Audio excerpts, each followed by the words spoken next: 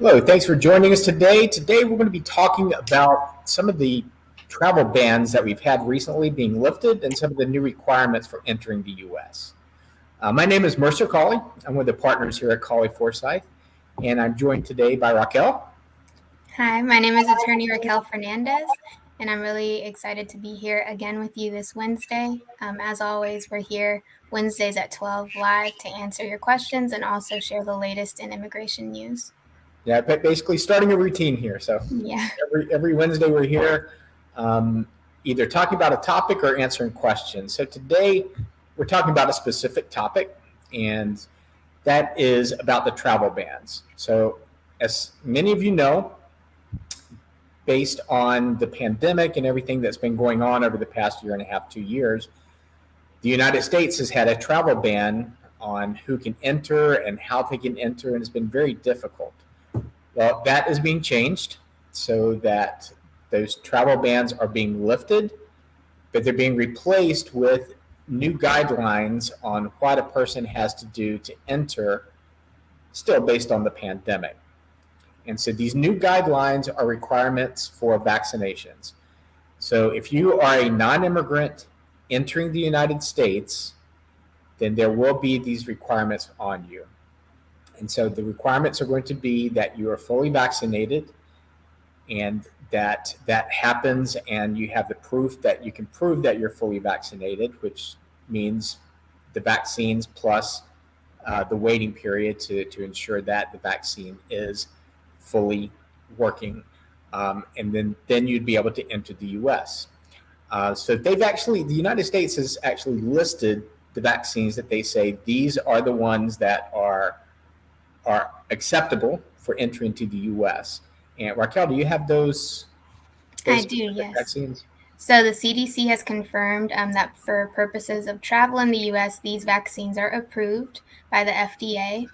And so the vaccines are Janssen or Johnson & Johnson, and that's one single dose.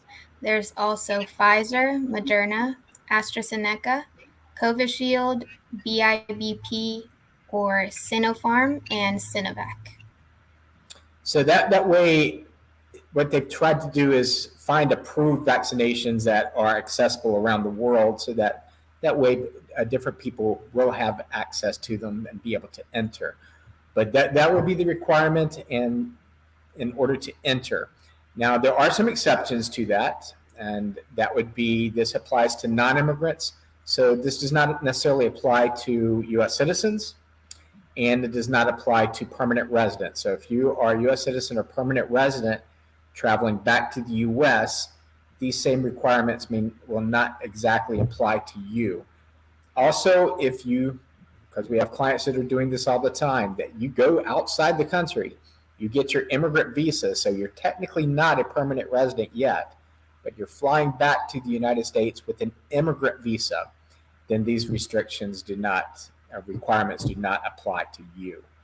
And so, but I believe I know that there are some exceptions to this as well. So, Raquel, what types of exceptions are there for people that are non-immigrants coming to the U.S. and may not be able to get vaccinated? Yeah, there are a lot of exceptions. So one of the most important ones or more common ones is for children under the age of 18, they don't have to get vaccinated. There are also people who are doing clinical trials or people who have contraindications. And that is like if it's medically contraindicated that you shouldn't get the vaccine. There's also humanitarian and emergency exceptions, limited vaccine availability in your country. Also members of the U.S. Armed Forces and their spouses and children. There's an exception for natural or national interest. Also exceptions for diplomats or persons of unofficial government travel. An exception for United Nations travel, and exceptions for sea crew and airline crew members. So lots of exceptions, and you can find all of this on CDC websites as well.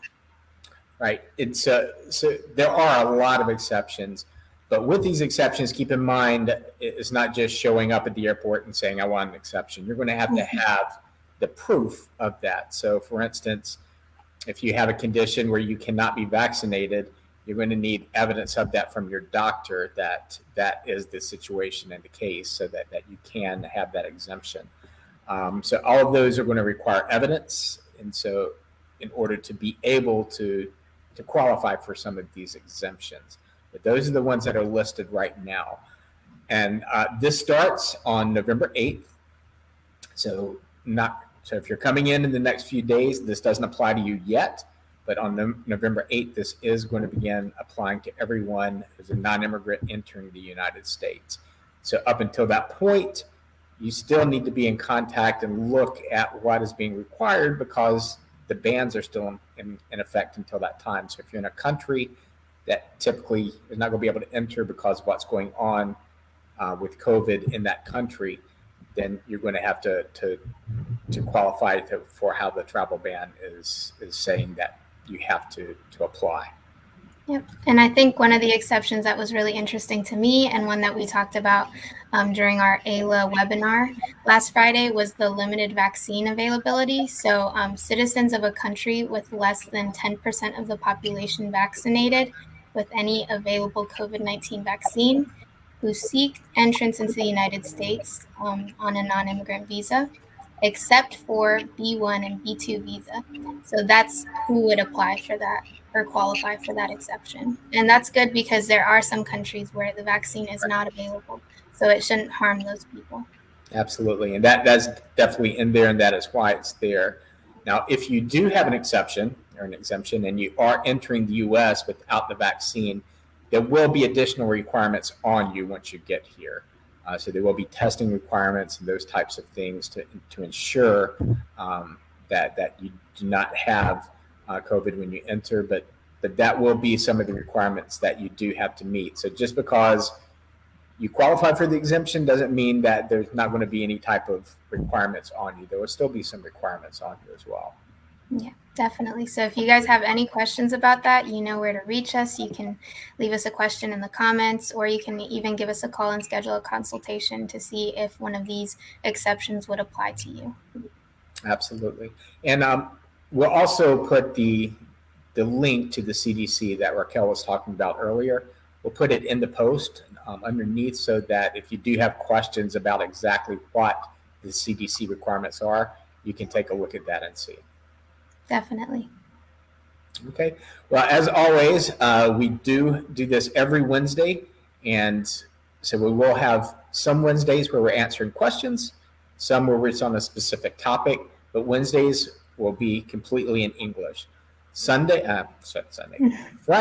at noon, we also have another Facebook Live that goes out and on TikTok, so that it'll be completely in Spanish. And again, format would be, sometimes it'll be a specific topic if there's something that we need to address immediately. And sometimes it will be questions from clients and from people across the country. So be joining us on Wednesdays and on Fridays at noon for these two events. Yeah, we'll see you guys there on Friday. I'll be doing a live with attorney Jordan Forsyth, and we'll be answering your questions and also explaining a little bit about this in Spanish as well. Okay, so again, as Raquel was saying, if you have any questions about anything related to immigration, or you want us to review your case, you can give us a call. Our first consultation is free, and the phone number is 704-522-6363. Yep, we'll be waiting for your call. Okay. Well, thank you very much for joining us. Hope that the information was useful. Have a good day.